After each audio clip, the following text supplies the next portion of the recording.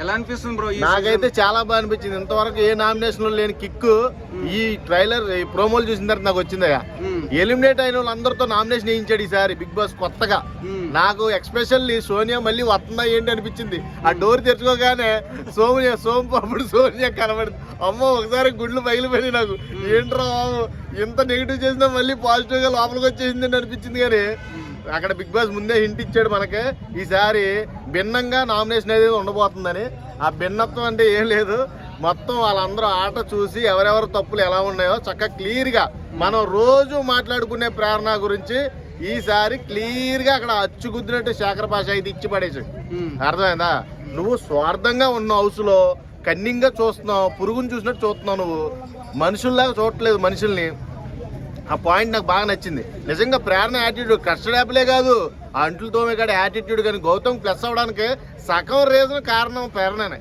నిజంగా గౌతమ్ అంత బజ్ వచ్చిందంటే ఈ రోజున ప్రేరణ వల్లే వచ్చింది. అసలు నాకైతే భలే కిక్ వచ్చింది. అది బిగ్ బాస్ 8 ఈ వీడియో కోసం, ఈ ఎపిసోడ్ కోసం నేను వెయిట్ చేస్తున్నా. ఈ రోజు ఖచ్చితంగా అందరికీ కూడా నామినేషన్స్ లో ఒక్కొక్కటి ఇచ్చి పడేసింది. అసలు అవినాష్ మళ్ళీ మెగా చీఫ్ కావడం, ఎవిక్షన్ పాస్ తో నాకు రాత్రి షో కూడా బాగా నచ్చింది. నాగార్జున గారు హోస్టింగ్ సూపర్ అంటే సూపర్. నిజంగా రియల్ కింగ్ నువ్వు. నీకు అసలు ఇంక తగ్గేదేలే, నువ్వు కింగ్ నేను ప్రమోట్ చేస్తాను కాబట్టి. నిజంగా నాగార్జున అంత బాగా డెసిషన్ తీసుకున్నారు రాత్రి. నా ఫర్ ద ఫస్ట్ టైం ఆ ఎవిక్షన్ షీల్డ్ వాడాడు చూడండి నబీల్ కూడా నాకు బాగా అనిపించాడు. అబ్బా నిజంగా ఎక్కడ వాడాలో అక్కడ వాడాడు. నబీల్కి ఈ దెబ్బతో ఫ్యాన్ బేస్ బయ్యని పెరిగిపోద్ది. ఆ రకంగా కరెక్ట్ డెసిషన్ తీసుకున్నాడు. చాలా మంచి డెసిషన్ అది.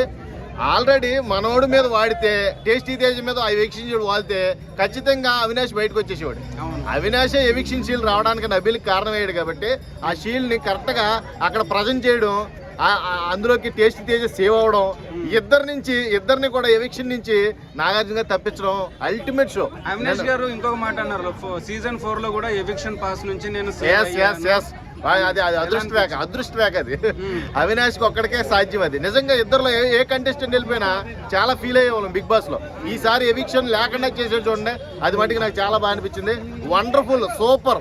నిజంగా బిగ్ బాస్ 8 లో one of the best episode నిన్న ఈ రోజు చూసా. ఈ రోజు ఇంకా చూడాలి, ప్రోమోల్లోనే చూసాను. నామినేషన్స్ మట్టికి కిక్ వస్తుంది భయ్యా. సోనియా, మన భాష శేఖర్ భాష, బేబక్క అయితే మొత్తం బుద్ధి చుట్టుపడుతుంది. బడ్జెట్ ఉన్న వాళ్ళని గొప్పగా అంటారంట. బడ్జెట్ ఎక్కడ తెద్దాం మనం? సినిమా చూస్తాం కానీ బడ్జెట్ కావాలంటే బడ్జెట్ ఉన్న